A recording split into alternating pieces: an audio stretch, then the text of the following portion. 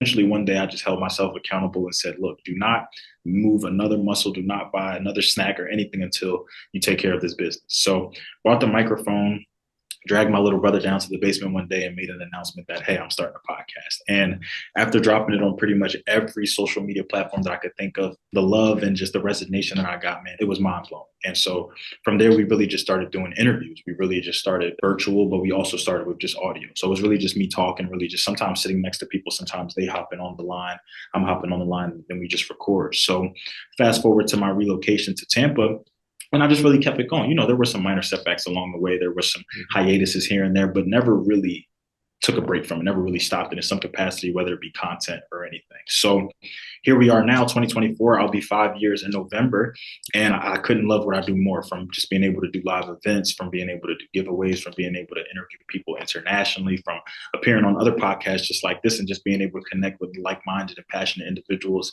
I love it. So big shout out to just everybody who has pushed me along the way, but Down to Business Podcast is definitely here to stay. Today, I would really just say that it's about happiness for me. It's really just about knowing that I wake up every day and it doesn't feel like a drag. It doesn't feel like a job. It doesn't feel like a painstaking assignment or just something that I have to do to make ends meet, to pay the bills, to do anything like that. I wake up every day and I love what I do. I look at my calendar. It can be a little overwhelming seeing all those dots and messages and things blocked off, but at the end of the day, each thing is its own unique entity, and I love it. So success for me is really just, it's happiness, but it's also that impact.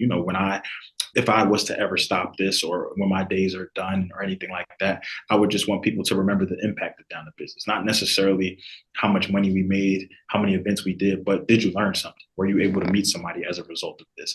Were you able to start a podcast as a result of this, or connect with someone else? So for me, it's just all about that impact, the love that's spread as a result, but the knowledge that's imparted too. So as long as I'm happy spreading knowledge and just impacting positively, I'm as successful as they come in my eyes. Just thinking back then, growing up, I thought it was it was like the rags to riches story. It was just, you had to have all the money, the cars, the fame, the big houses. You had to have a background like yours and really make it seem like, I'm living how I want to live. And that's not to say that, when I get to that point, or when it's there, I still won't consider myself successful. But success for me back then was a lot more materialistic than a mindset.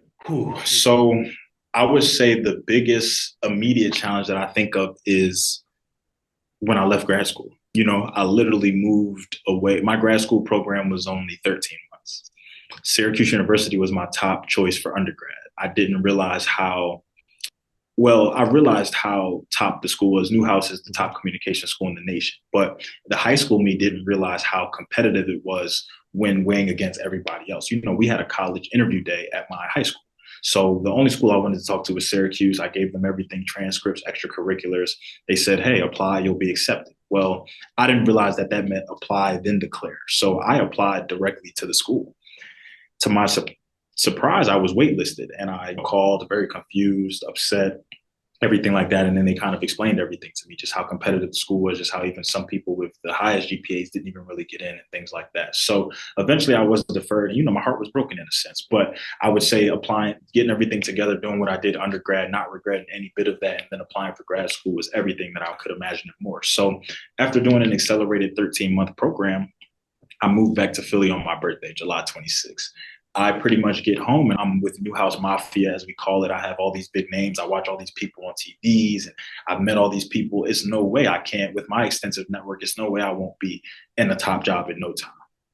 Well, if I could show you guys screenshots of my Gmail account of all the applications that I put out and all the thank yous, all the non-responses, all the scripts that I had to write, phone interviews, different things like that, everything that I just went through time and time and time again, from New York to California to Texas to North Carolina to Atlanta, you name it, I probably applied to it somewhere. So it really was a humbling process. And at that same time, I was working at Target in the electronics department. So it just was not what I wanted to do, but really just having to wake up every day to really want, one, to have money in my savings in my pocket, but two, just to continue to push myself to keep going. It was really hard. It was really hard when you put in 8 hours in electronics and customer service, and then you come home to thank you for your application, but unfortunately, we're just not going to move forward with you or anything like that. So that was very hard for me. And it was very hard for me just because I am a first generation college student. So I felt like at times I didn't really have many people to resonate with, to talk to just bounce ideas off of. And I'm also not I'm not very much a person who is just really going to talk about feelings or really get into things like that, which I have to get better with. I bottle a lot of things up. It's not the best, but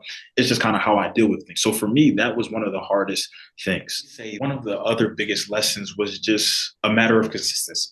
And it was just a matter of relocating to Philly, to Tampa, to sleeping on a couch at first, to not having a job when I first got down there, to getting a job and then driving an hour each day. I first started working for Amazon. So you're telling me I basically woke up, drove an hour to work, drove vans for 6 hours, and then drove an hour back, and then still had to do podcast interviews. There were some times where I tried to get my route done as quick as I could and hope that they didn't need help with anyone else just so I could rush home to have that 5 or that 6 o'clock interview. So you're telling me I've been in the hot Florida sun all day, running boxes back and forth, and now I got to get on and let's talk about business. Let's talk about what you're passionate about and talk about what you love. But it became a thing for me where, as exhausted as I may have been, or as much as I wanted to cancel, postpone, make an excuse, whatever, when I hit play or record and I just gave my intro, it was just like another side of me. It was just like another mood kind of took over me too. So I would just say through it all, I really learned that through consistency, you find what you love. And that for me was just talking to other people. It was just podcasts. It was a relief for me. There were so many times where my mind would just be running a mile a minute racing. And then as soon as I hit that record button, I was good. It was just like all of that got tuned out. Let's talk about what you have going on. So starting in Philly, moving to Florida, still having networks in North Carolina, still going back and forth to do events and different things like that. It was a lot happening. And when you're the only person that's really funding it, when you're the one-man band for it, it can definitely battle test you a little bit. To this day, two things that I think about. One, a question that I really had to ask myself was, when was the last time I committed myself to something for this amount of time because I wanted to?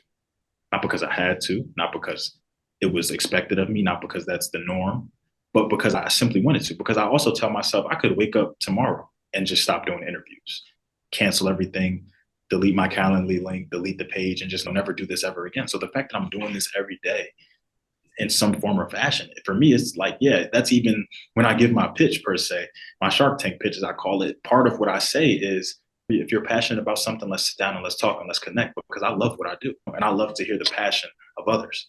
So that was one thing. But another thing was really just through it all, what's your why for this? And for me, it wasn't the money. It wasn't the fame, the glitz, the glamour, because I would have stopped month one if that was the case. But here we are almost year 5, and I've been able to talk to over 180 different business owners and entrepreneurs, and that's amazing. I've talked to people in Australia, California, Texas, you name it. Like, it's just, and to see the reach of the podcast, to see other people collaborating as a result of just listening to episodes, that's beautiful for me. So it was just like through all of that, I still found what I love. But yes, the passion is, man, it's there. I love everything that I do here.